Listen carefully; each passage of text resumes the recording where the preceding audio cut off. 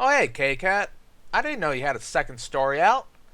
Looks like you just posted this on October and finished it in November. You work fucking fast. Anyways, welcome back, everybody, to Let's Read Fallout Equestria Chapter 11, Factions. Didn't know anyone would willingly walk into this place, not unless they were looking for trouble. Alright? I'm gonna have to read your second story soon, aren't I, K-Cat? Damn. Oh well. Let's just continue on with this. 34 minutes. We might be able to get this out unless there's something I feel the need to talk about. Gone. Every pony in Manhattan is just gone. I was talking to my best friend, Silver Spoon, over terminal chat when the connection went dead. My best friend is dead. Only she's not laying dead somewhere. 1 minute she was talking to me, telling me about the concert she went to last night at Hoofbeats, and then she was just gone. Erased. They say the ponies in a few of the Ministry's buildings might have survived, but that doesn't sound real. Shattered Hoof is more than 2 days dropped from Manhattan, and some of the guards said they could hear the megaspell go off. It was unnatural and alien, not like a real sound. A few of the guards ventured up to the highest ridge, and they came back describing a huge pillar of perverted green fire with a strange rainbow sheen wrapped with rings of black smoke, lifting to the clouds from just over the horizon where Manhattan is supposed to be. Now they're saying Cloudsdale was hit too, and that Equestria's own megaspells would have already been cast back at the zebras. Oh no. Would the zebras hit Ponyville? It's so small. They wouldn't, would they? I've got to go warn Mom and Dad. Maybe they can get into the Sweet Apple Acres stable. Oh, please, please, please, please, please. It's got to be open still. Last week Silver Spoon told me that Stable-Tech was filing ponies into the stables around Manhattan, but that was only some sort of test run. Nothing for ponies to panic about. Ooh. It's not like they knew. I turned off the log. While it had played, several others had been downloaded into my PipBuck. I'd been finding bits of this pony's audio diary scattered all about the guardhouse. I had pulled an earbloom from my armored utility barding and turned it into my PipBuck, allowing me to listen to the recordings in one ear without giving away my position. Calamity returned from scouting ahead, signaling with his tail that the path was clear. Movement through Shattered Hoof was proving swifter than I felt we had any right to expect. Our progress was partially due to keeping our hoof prints as small as possible. No lining our saddlebags with items that could be missed. I made an exception for the contents of the lost and found safe, justifying the theft with the reminder that the safe had not been opened since before the megaspells, and so no pony here would be suspicious if it was empty so long as I closed it and locked it again. But more than that, these ponies didn't seem to consider that the fortress could be infiltrated. They weren't on guard. I'm not a mistress of shadow, but I hardly needed the advanced tutelage from zebra infiltration tactics to slip past ponies who were being this oblivious. I'd skimmed the book while Calamity was hatching the mattress cover. Calamity wasn't quite as good, and had nearly tipped off a Shattered Hoof raider to his presence twice now, but I'd managed to hide each time. I figured once we got back to the train fort of God, I'd pass him zebra infiltration tactics to peruse himself. It's not as if books can only be read once, after all. The inside of Shattered Hoof proper was a cold, monotonous gray, much like maintenance in Stable 2. Except here, all the walls are cracked and chipped, the ceiling decayed, the light weak and uneven, cast from small lanterns hung from railroad spikes chiseled into the walls. The darkening sky of clouds outside turned the high-set barred windows into dead eyes staring vacantly into the halls. Somewhere down the hall, a terribly sad song was playing over a radio. We were within range of DJ Pony's broadcast again. Ponies on the expressway, with no features, with no faces. Ponies milling about me, trudging off to nameless places. He's not very good. The song pulled a melancholy chord in my heart. The singer somehow managing to make the Equestria before the war seem as dreary and bleak as the wasteland itself. I followed Calamity, and I considered turning on one of the other entries from the audio diary just to drown it out. But I realized that playing with it only in one ear, the two would likely mix into something even more depressing. Waiting foals for their birthday, have a party, please be happy. Growing up all too swiftly, losing hopes of what they might be. Well, crap, I muttered dourly as I hugged a shadow behind a placard. Hard work is happy work, and stared across the open rows of desks to the well-lit room beyond. That's, Inside, a pony matching That's description bad of shit. Deadeye's was sitting behind a desk, reading a book, Applied Gemstones.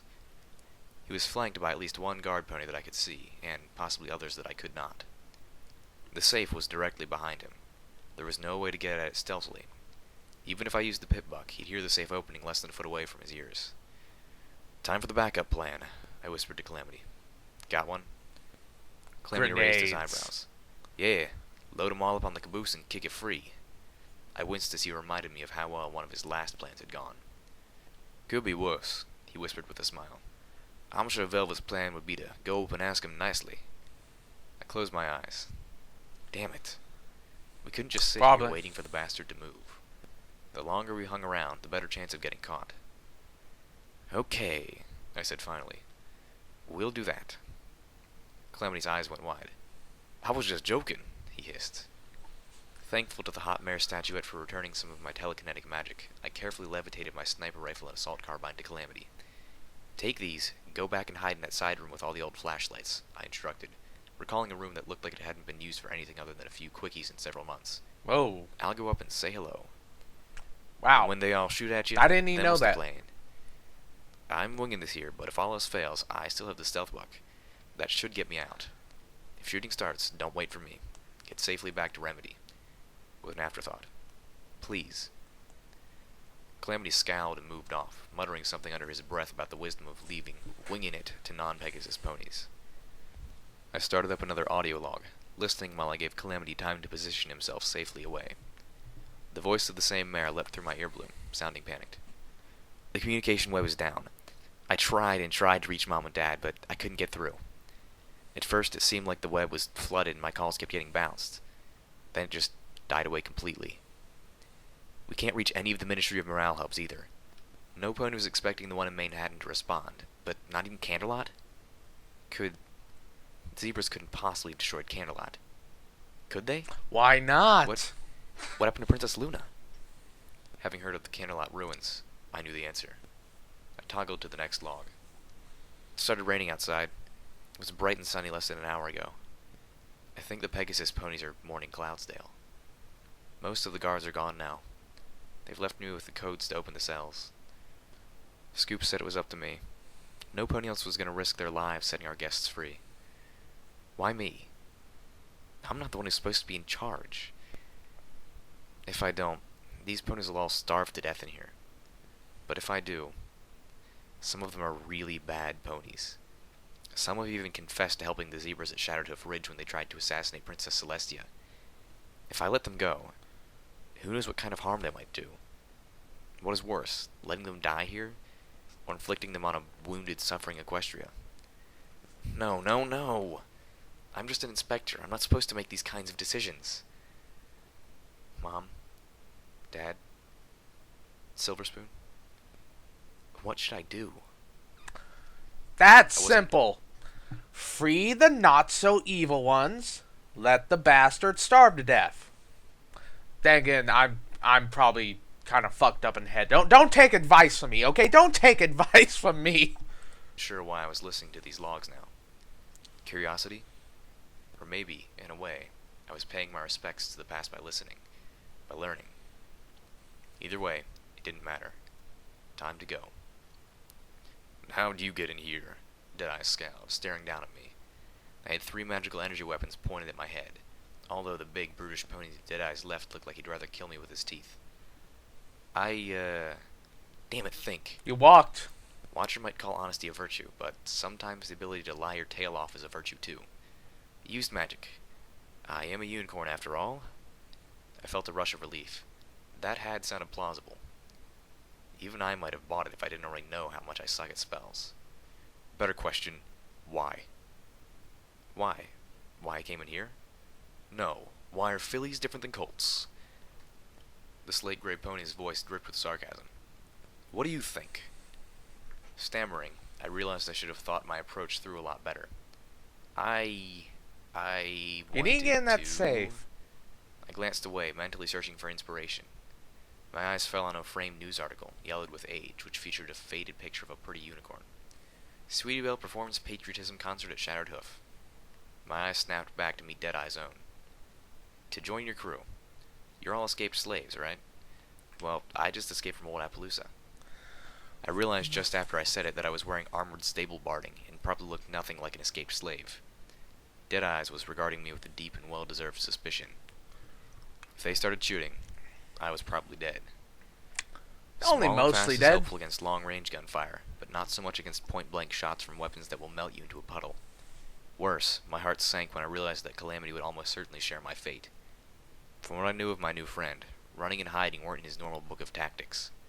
No matter what I told him to do, I suspected he'd choose to join in the firefight.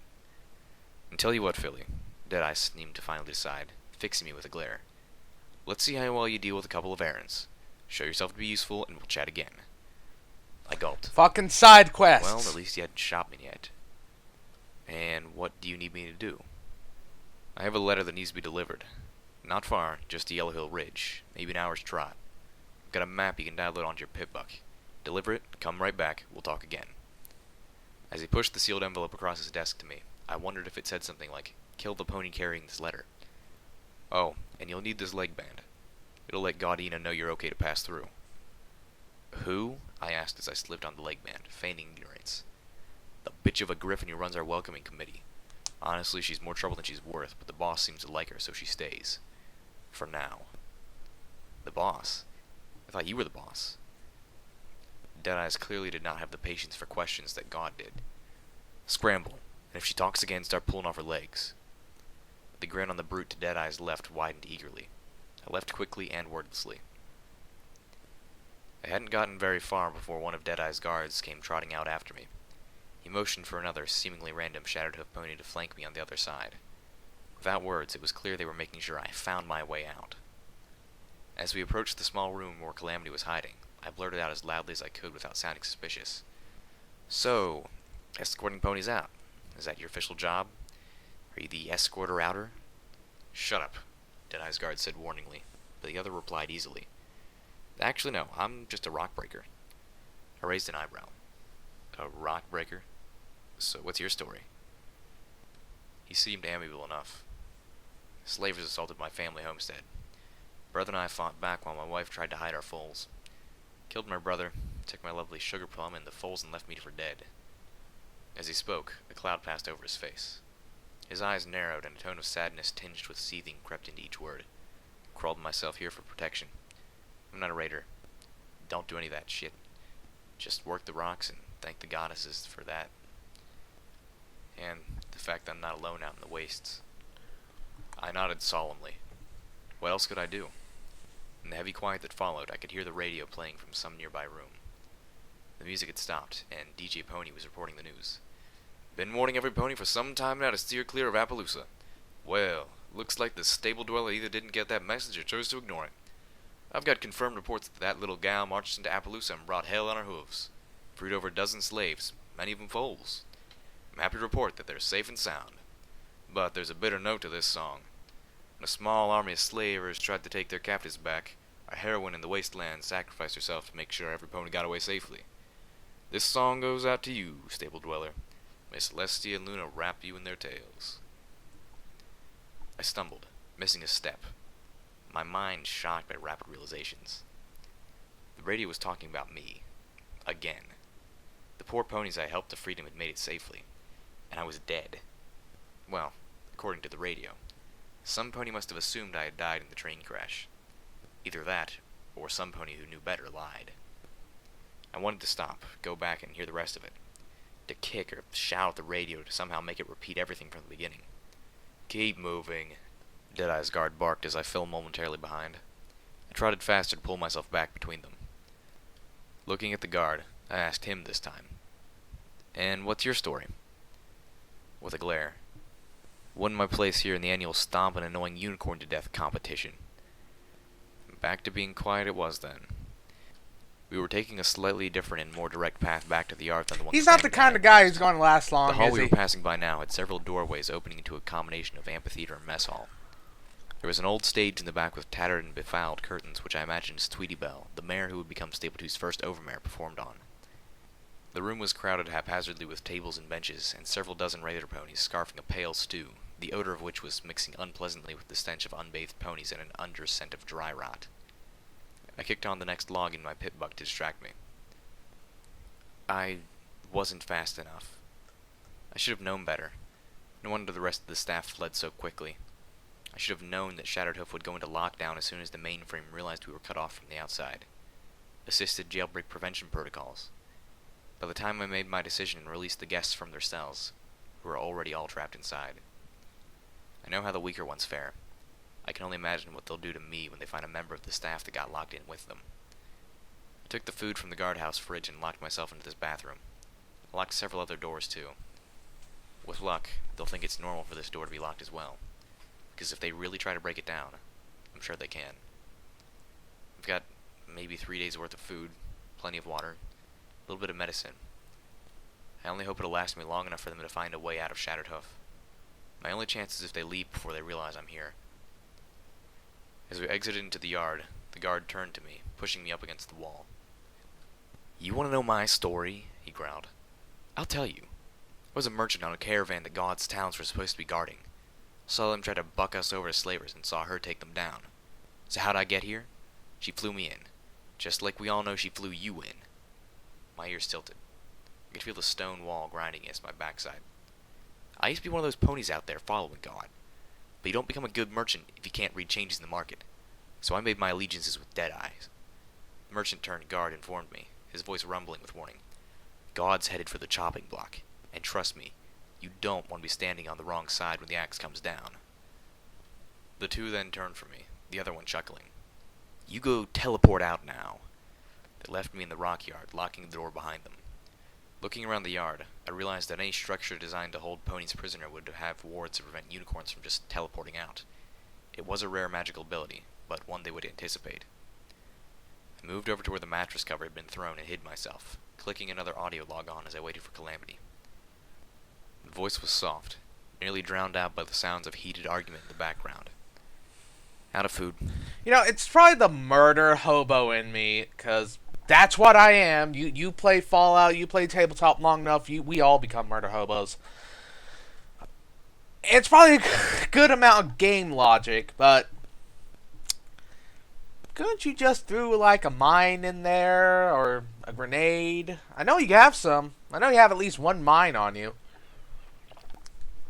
Would have saved you all the... Because now you were in there and now you're out.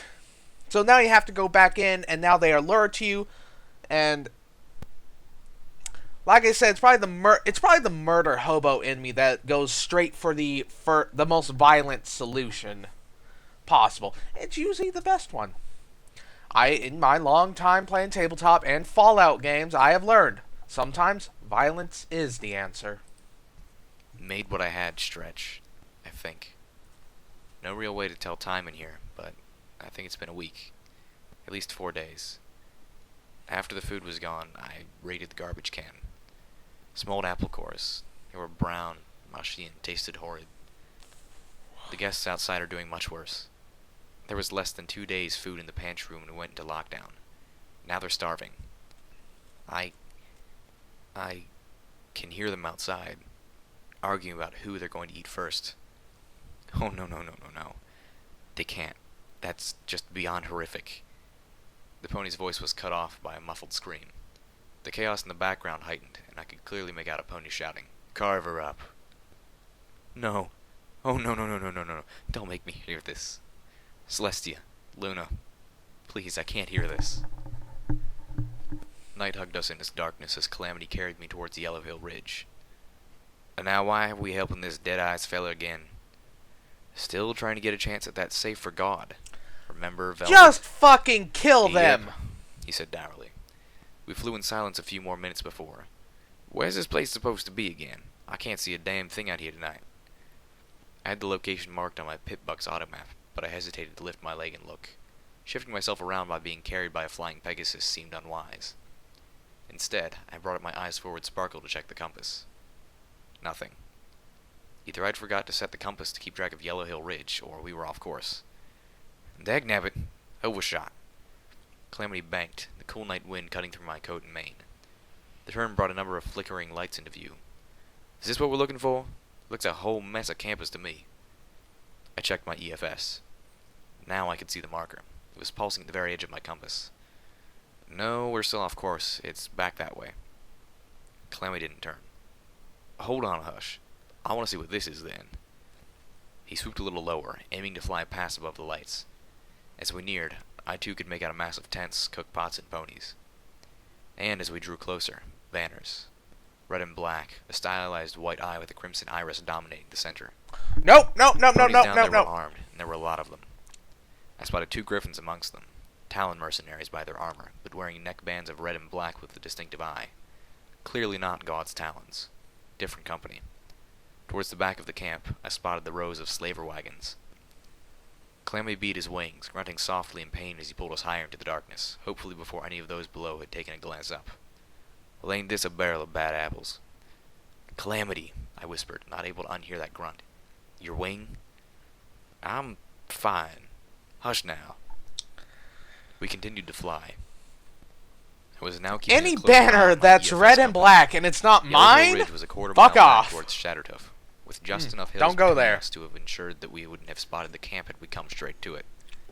This time, I spotted the tiny speck of the waiting courier's lantern. I suggested to Calamity that we fly past and let me trot up alone, coming from the expected direction. Deadeyes clapped his hoofs together, reading me. I had mentioned nothing of the Red-Eye Slaver Army. Good work, he said finally. Wait, red eye? Go get yourself some rest. You look like a griffin's play toy. Come back tomorrow, I'll have one more job for you. Do that and you're in. With that, he waved me off. This time, to my surprise, no pony jumped to escort me. I was only a few yards down the hall when Deadeyes, accompanied by all of his guards, simply walked out of his office, leaving the door open behind them. They turned, moving off in a different direction. I stopped. The safe was unguarded. This was almost too easy. No, it was definitely too easy.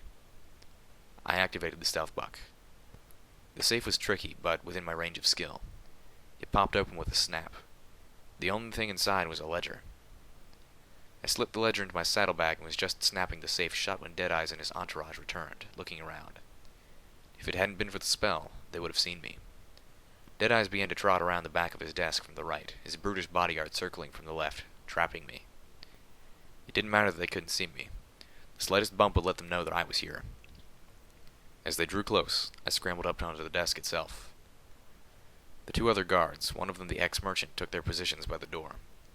I turned on the desk, crouching and prepared to crawl down and out between them.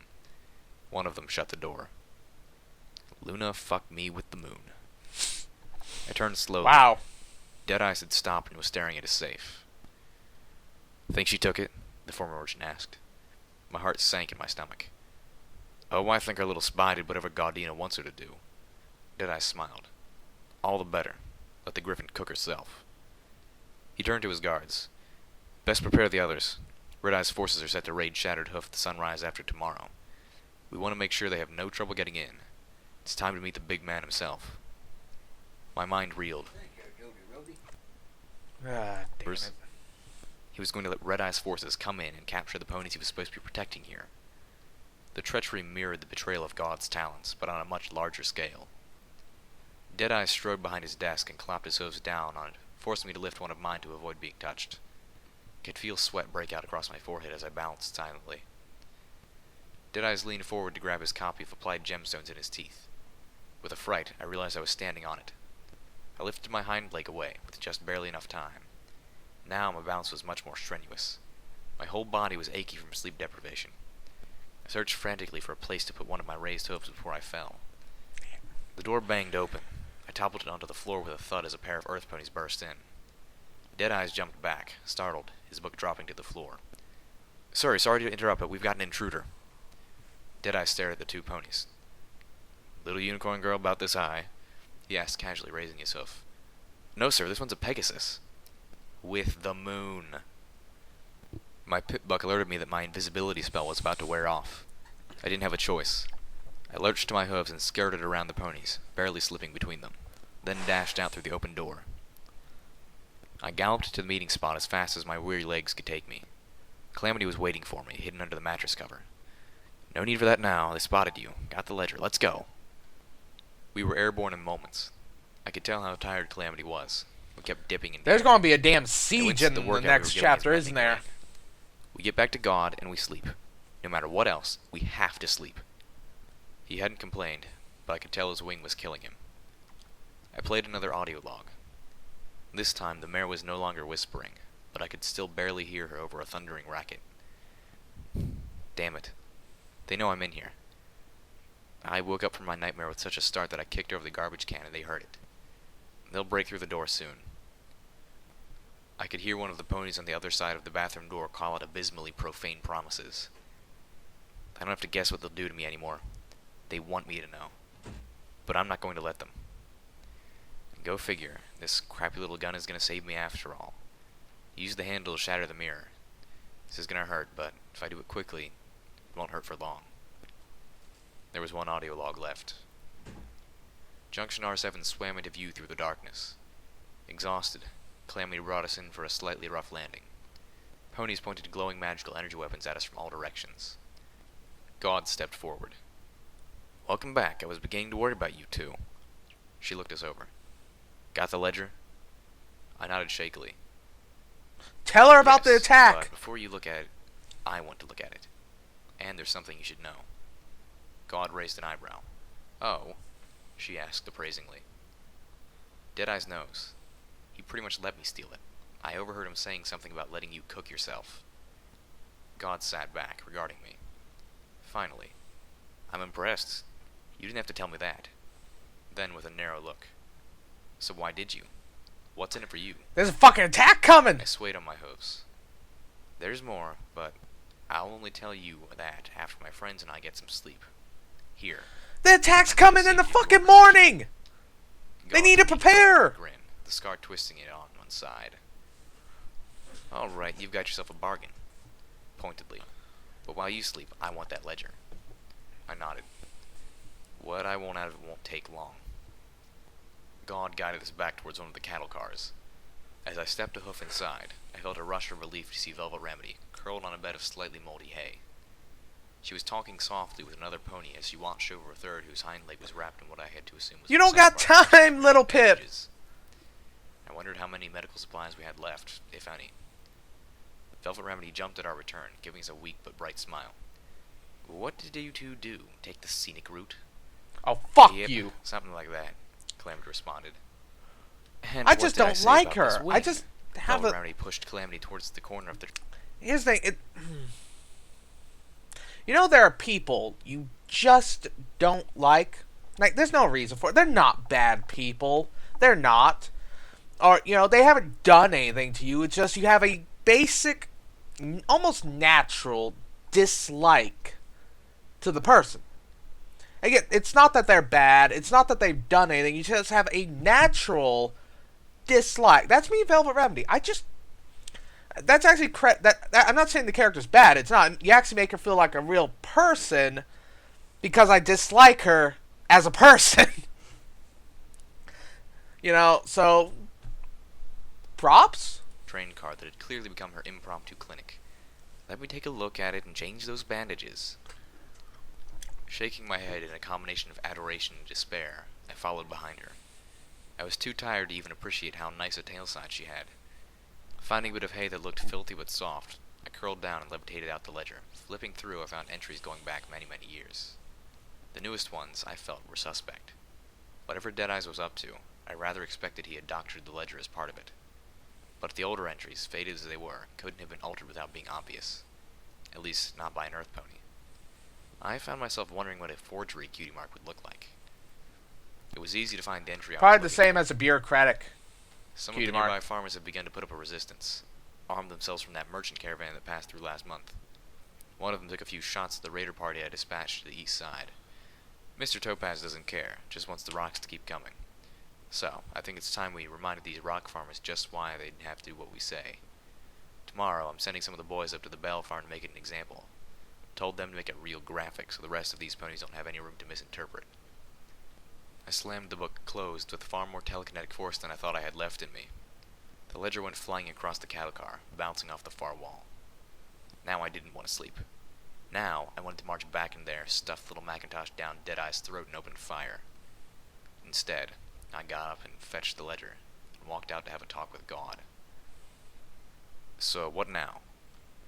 God looked up from the ledger, gazing at me from across her desk. Now you get some sleep. Tomorrow, we chat a bit over breakfast. Then you're free to go. Oh, God. By then, all the border patrols and outposts will know I've said you're free to pass. You did the job. Verbal contract is still a contract, and I don't renege. God frowned slightly. Too bad, too. We could really use a skilled medic here.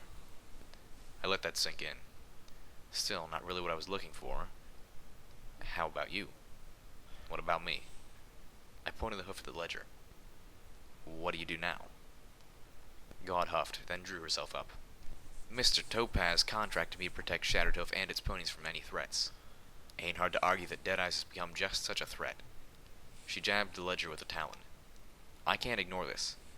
I knew Deadeyes was up to something shady, but this is beyond the pale. A little too on the nose, part of me thought. Almost like Deadeye's treachery was custom-tailored to get under God's feathers. I told her as much. She laughed. A bitter but still humored laugh. Think I don't see that? I could guess what she must be planning. And another question surfaced in my brain. What would you do with this place if you were in charge?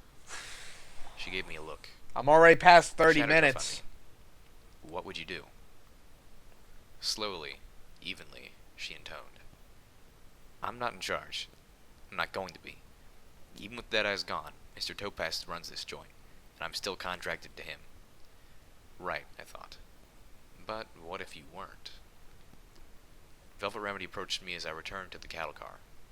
I was so tired, but my heart still fluttered a little at her approach. So, is this Griffin actually letting us go? I nodded. Velvet Remedy looked surprised more than relieved. We get to spend the night. We need sleep. I would insist. Calamity's done more damage with his wing with all that flying around. He needs time to heal. I winced painfully. Okay, did I just mishear something? Because I'm pretty sure Deadeye said they were going to attack Shattered Hoof, the place they're staying at, in the morning. Did I mishear that? Or is Little Pip being stupid? Velvet Remedy switched topics with what my sleep-deprived mind insisted was a jarring abruptness. Little Pip, I had the most interesting conversation while you and Calamity were out stealing. I sighed weakly. I wasn't really up for this. See that buck over there? She asked, pointing hoof towards a dark shape that I assumed was a sleeping pony. His name's Preacher. I nodded, vaguely recalling God saying something about a preacher. He says he came here to spread the word of the goddess out from under the hoof of Red Eye. My ears perked. Velvet Remedy had my full attention. The word of the goddess? I asked. The way she spoke made it clear that she wasn't talking about Celestia or Luna. Velvet Remedy nodded. He claims this goddess of his has been speaking to him in dreams since he was a tiny colt. Her tone suggested her prognosis didn't involve the divine. I wasn't ready to dismiss it so quickly, though. Looking sternly to Velvet, I whispered back. He might be right. Her eyes widened in disbelief. Before she could even open her muzzle to mock, I elaborated. Ever wonder how the slavers got ahead of our train like that? I've been wondering if there might be some sort of telepathic magic involved somehow. I felt a sudden urge to travel to Ten Pony Tower and talk to DJ Pony. He seemed to have an incredibly good, if imperfect, network of informants. Or possibly some sort of magic or technology that was giving him the lay of the land. I wanted to trade information, find out what he knew. There was a puzzle here, and I was still several pieces short of seeing the picture. If any pony had those pieces, it would be DJ Pony. Does DJ Velvet Pony seemed find to out digest everything? my comment. Finally, she spoke again. Well, if this is true, it puts the rest of what Preacher said in a more ominous light. She led me to the far corner of the cattle car, whispering. According to Preacher, the goddess chooses to speak to very few ponies. I found myself questioning that. Chooses? Or are there limitations to this so-called goddess's powers? And the pony Red Eye is the one she speaks to the most. However, Preacher isn't so sure Red Eye is. Velvet Remedy paused, searching for words. Getting the message right. He seems to think that Red Eye's reception is being garbled. And clearly, Velvet Remedy was not satisfied with the analogy, but I got the idea. Either that, Velvet continued, or he's just not listening. Either way, Preacher's here to spread the true word of the goddess, away from Red Eye and his bands of slavers. I thought of the armed camp, parked a few hours' trot outside of Shadowtooth territory. Preacher didn't go far enough. I hesitated to ask. And what is the true word? I really didn't want to ask Preacher directly. Sure, I'd get an answer that wasn't tainted by Velvet Remedy's own prejudices, but at the cost of being roped into sermon. I was too tired to even contemplate that tonight. To paraphrase, praise me, worship me, and I will lift you up, and you will all become one, unified under me. Velvet Remedy had clearly suffered through hours of this. I could understand why God had been wary of gaining another preacher. I nodded to Velvet. There is a pile of hay calling my name. We're going to talk to God again at breakfast tomorrow, but after that, we're free to go. I wasn't so sure, however, that I wanted to leave just yet. I played the last audio log before I headed to bed. This time, the banging on the bathroom door was much louder, rhythmic. It sounded like the ponies outside were using a piece of furniture as a battering ram. I could hear the structural cracking from the door frame. The mare's voice was weak, and she spoke in a disturbing sing-song. I hear you knocking, but you can't come in. I hear you, yeah, I hear you. Wow. I just realized I've got all these diaries, and the only ponies that'll ever hear them are you fuckers. Fuck you all. Every last one of you. My. Oh wow. Dizzy. What was I? You know, I kind of think red is my color. Splish splash, clip clop. Hey, Silver Spoon, let's paint the town red. Or, you know, at least the bathroom. Don't keep knocking, you bastards. Doesn't go to my cutie mark, though. It's okay, it's a stupid cutie mark anyway. Really, a crown of diamonds? What the fuck's that supposed to mean? I mean, I get the diamonds. Celestia knows I've inspected enough of them. Some of the best ones below for years now. Huh. There's something else you're never gonna get. Huh. Just like you're not gonna get me. My name is Diamond Tiara, and you fuckers didn't get me. I got away. I mean, really though, a crown. What's that supposed to mean? You can't get me. You can't get. Okay, I'm almost at 40 minutes. I gotta Breakfast. stop this. Let's just quickly read the chapter end thing, and I gotta cut this video.